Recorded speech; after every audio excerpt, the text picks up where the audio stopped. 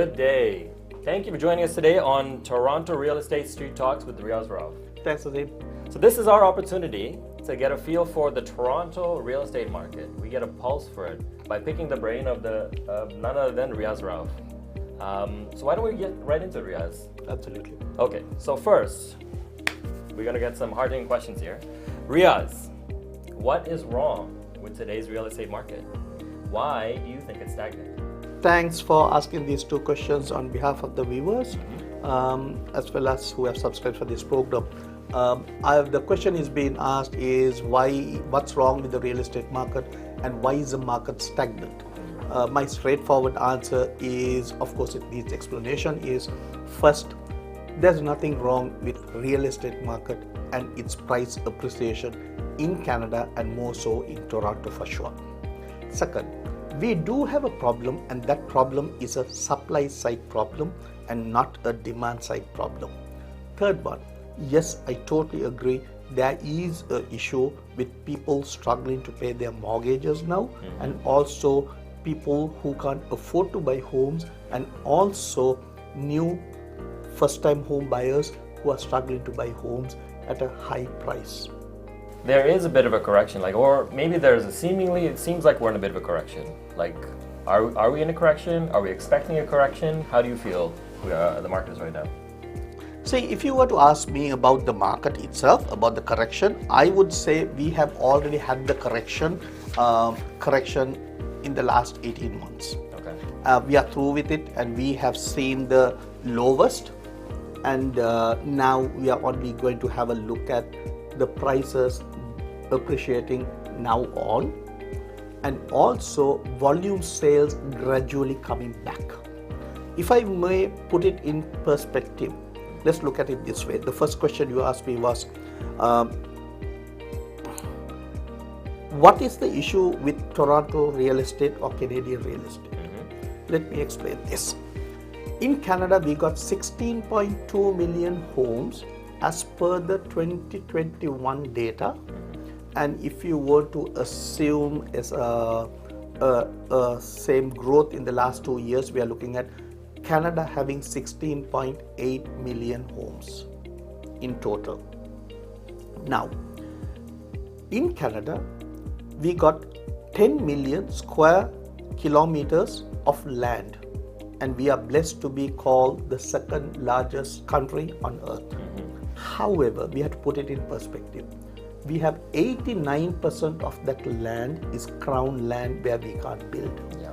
So we have left with only 11% of that land that we can operate, build and enjoy as part of Canada, and which is a good thing. We are having a good lifestyle, good thing, but our buildable capacity is low.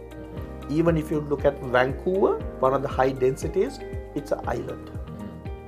If you look at Toronto, 2/3 of the border is covered by the lake. The rest is green belt. So what is buildable for us is very little.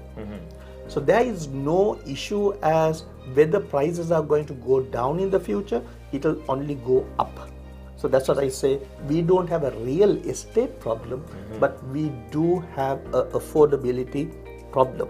Now, even if you look at the number of homes that are built average per year, it's around 200,000 homes that get built around Canada.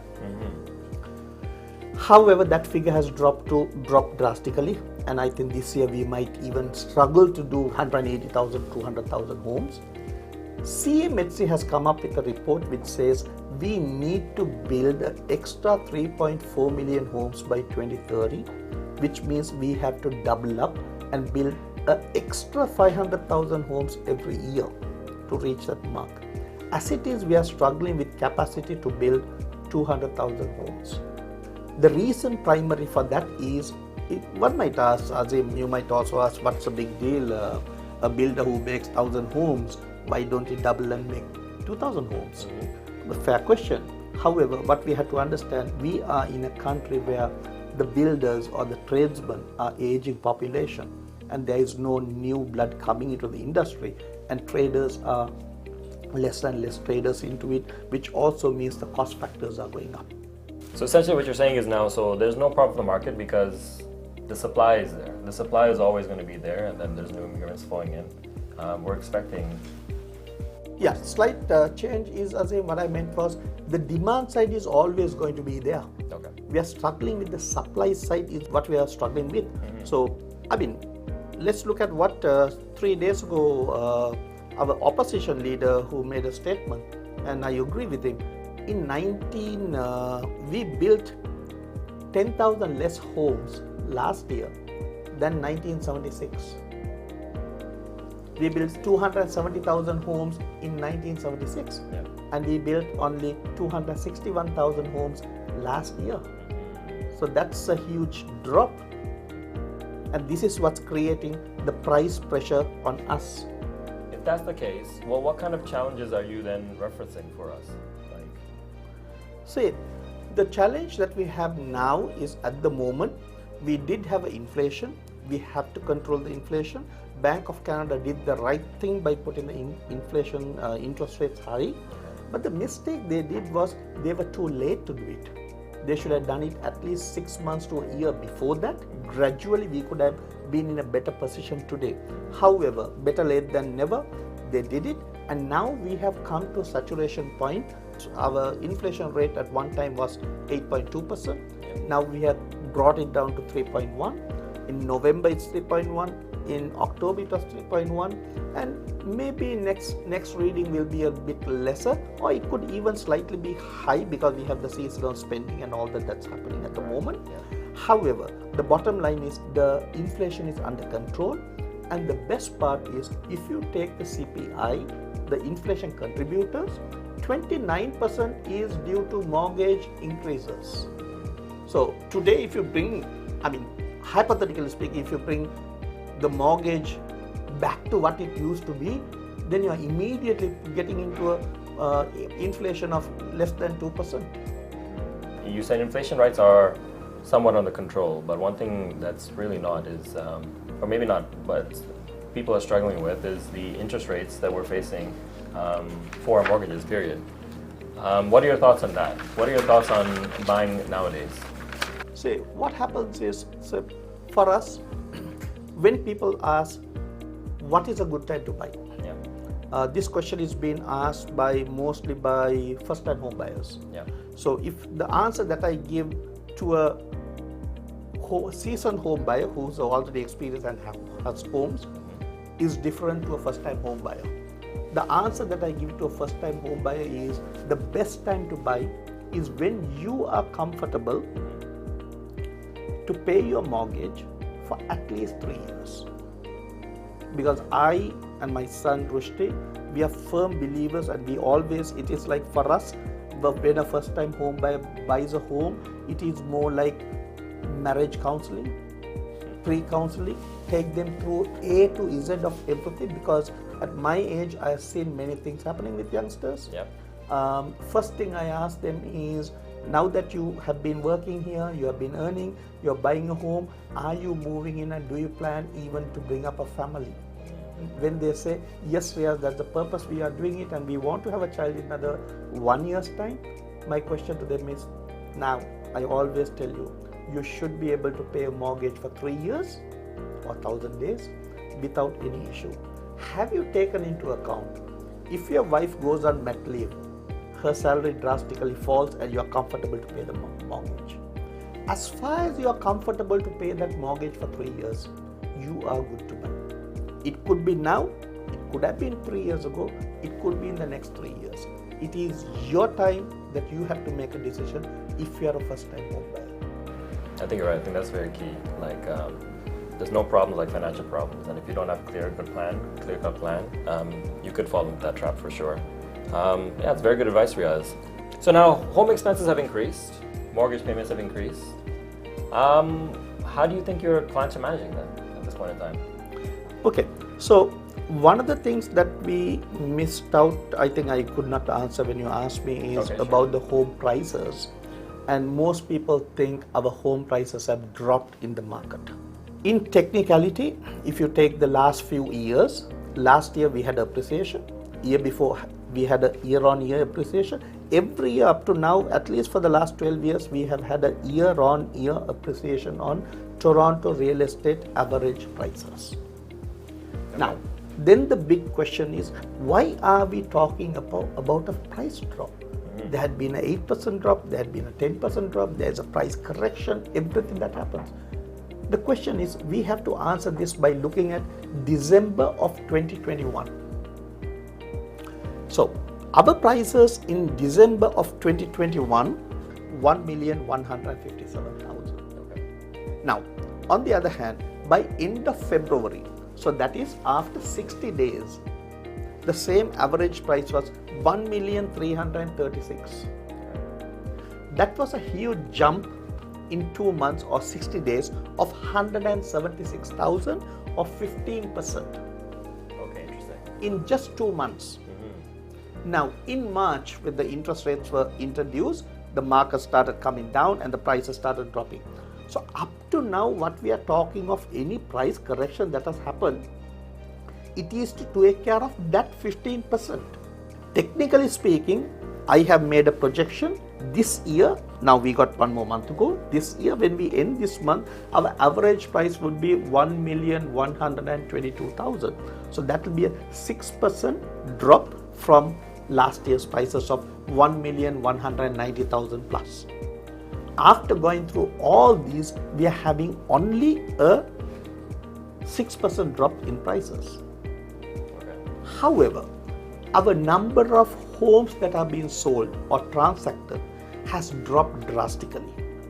We, in 2021, we as Realtors in Toronto, we sold 121,000 homes. Last year, we did only 75,000 homes. So last year alone, we had a drop of about 46,000 homes drop. Okay.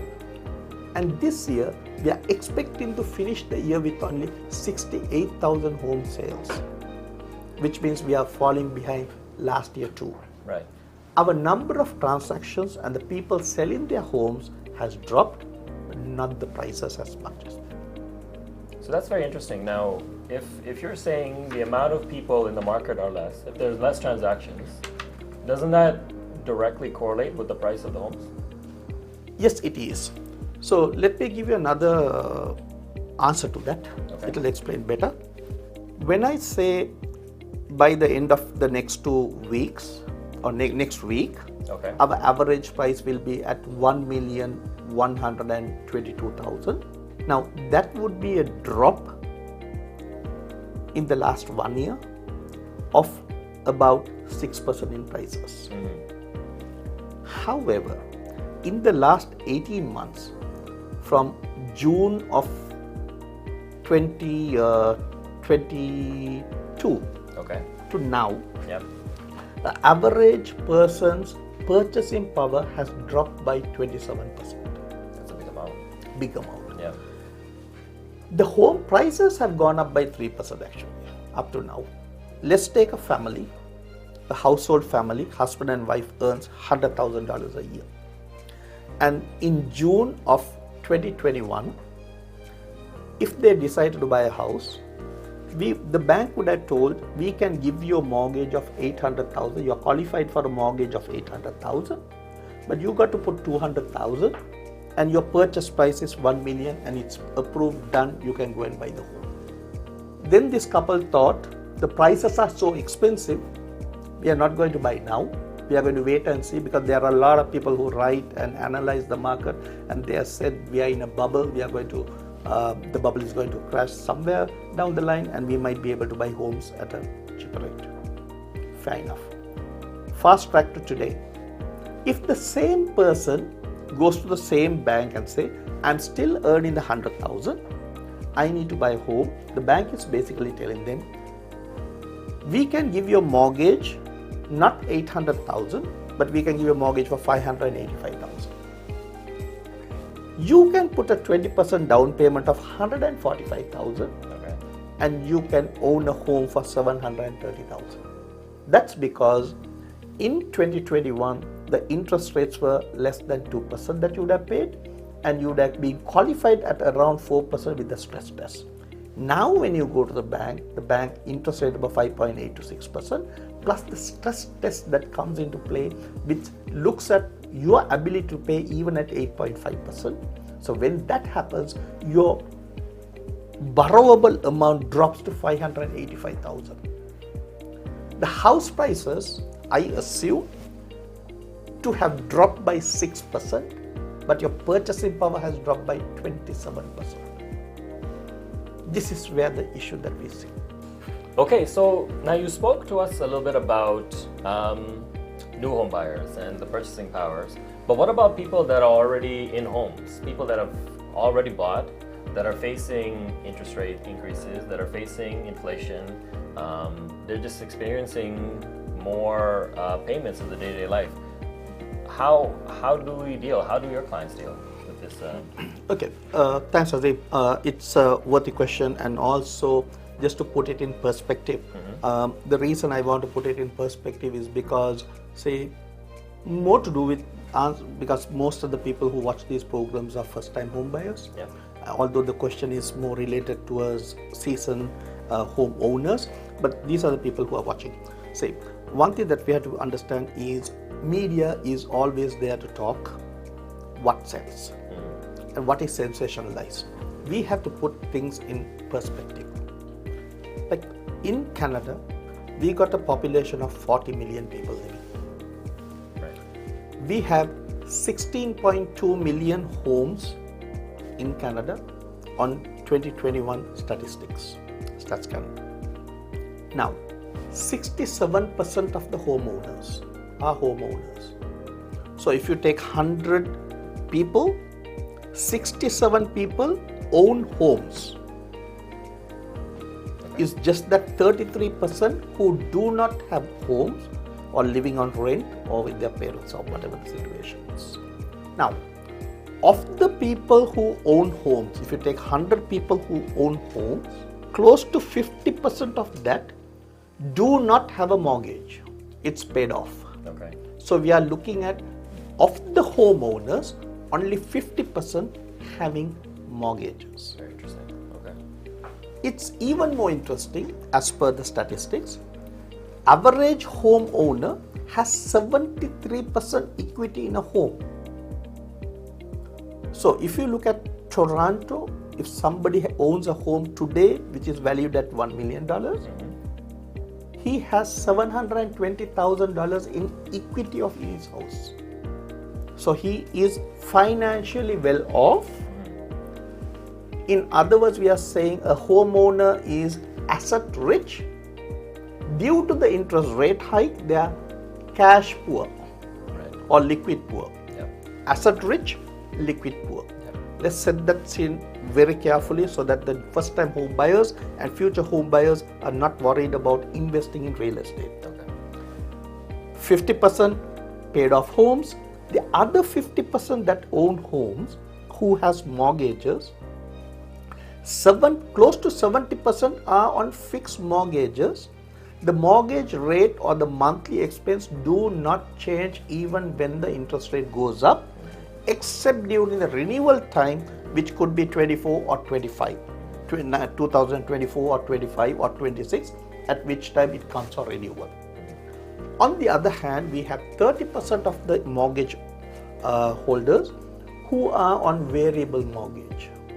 And in the case of variable mortgage too, there are two types of variable mortgage.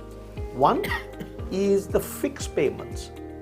So in other words, you have a mortgage payment, your monthly payment do not change when the interest rate increases. But within that payment, the contribution made towards the principal and towards the interest changes, with more being paid for the interest and less for your principal. So you're gaining less equity with your monthly payments. For example, I believe, subject to change, I think it is Scotiabank has a variable mortgage. Each time the interest rate goes up, we got one property with Scotiabank, we get an email saying your interest payments have gone up by $40 or $80, which basically means they are keeping up. That's where, however, when we saw the mortgage rates going up rapidly, we also had even the fixed variable mortgage people getting calls with regard to what is called the trigger rate. Yep. The trigger rate, to the best of my opinion, by the way, I'm only a realtor and not a financial advisor or a tax consultant or a lawyer, so I'm just reporting what I observe. When the trigger rate happens, you are called to make an additional payment, $50 or $25 or $100 a month.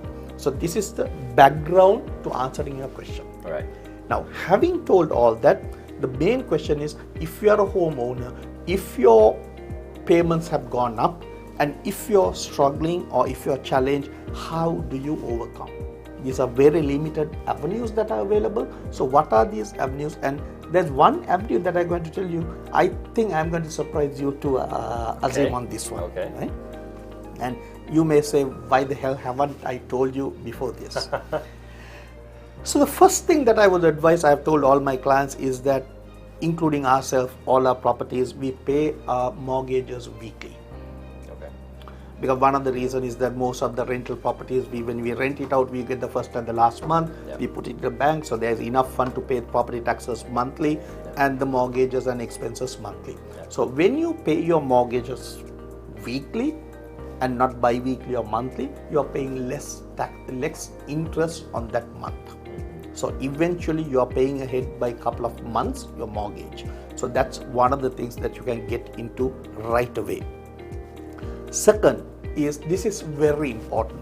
I think we can do a separate program with this. This is called Form T1213 with Canada CRA. This is related to CRA, and again, I'm not a tax consultant. I'm just giving you the advice that works for me and for many other people. It is called Form 1213. The subject is request to reduce tax deductions at source. Okay. It basically means, let's assume, Azim, that you and your spouse every May of 2024, Yep. you are going to get a tax return from CRA. Okay. And let's say you are getting a tax return of about $9,000 between you and your spouse. Now that $9,000 is money that was due to you 15 months ago or 12 months ago, with the government held back from your employer and government held back without paying your interest or a profit on that and kept it with them. This is primarily because when you started working in the same company about 15 years ago or 10 years ago, when you filled out your job letter, you said certain deductions, certain amounts to be done at that time, Right. based on your starting salary. Now your salary has quadrupled to many more folds, Oh, I see. but they are not taking the contribution or the details as it is. Right. So what's happening is they still continue because you have given them consent to cut that amount every month and remit to CRA. Right. Now what you're basically, through Form T1213, what you're saying is, my salary, deduct what is appropriate, everything else to be given to me, I will take care of CRA. Okay. So in other words, that $9,000 or about $800 a month is going to boost your paycheck every month. When you have $800 extra in your hand, the least you can do is put it into your capital payment, pay off your mortgage by that amount. You're paying towards principal every month, Right. and you're reducing your mortgage cost. If you don't have a challenge, then of course put it into a mutual funds, or put it into the stock market or where you want, Right. and start building that funds. Right. So this is a huge saving, because most people say, I have a rental property, I used to be breaking even, now I am down by $600 a month, I never budgeted for it, I'm struggling with it. What better way than this to get over that? Another way of looking at it is worst case scenario. If you say, for example, you have a shortfall of about $1,000 every month, Yep. and now you know you have to survive the next 1 year with the high interest rate environment before interest rates start trickling down. Yep. We will talk about it in a while. Then, of course, you may even tap into your line of credit and take that extra 500 or the 1,000 that you want. Right. Let's say, for example, if it's 1,000 that you're taking, when you take the 1,000, you got to pay only the interest for that month. So on $1,000, even if it's 7% interest, you're looking at about it's for 1,000, it's about $70. You're looking at about $6 interest for the month. So at $6 interest for that month for that 1,000, of course you'll be paying $60 at the end of the year, but that's a marginal amount rather than breaking sleep. Yeah, that's fair. At the end of the day, you do have to pay back your line of credit eventually too, so you do have to plan for that. Correct. But yeah, that's definitely an option. But T1213, that's actually a very interesting option too. Actually, it's not something I knew about. And I guess my next question is, why the hell didn't you tell me about it earlier? The reason is, I wish I had told all my clients. I would do that to my clients only after I experience it. Right, fair enough. So for me, when I sent it in, although you can do it on phone too. Generally, although many things with CRA takes time, but few follow-ups, and it may take about 3 months. So it's worth starting now. So at least your paycheck from March or April will be boosted by that amount. That's true. CRA does take their time. Unless they're auditing, I find that when they're auditing, they seem to be very quick about it.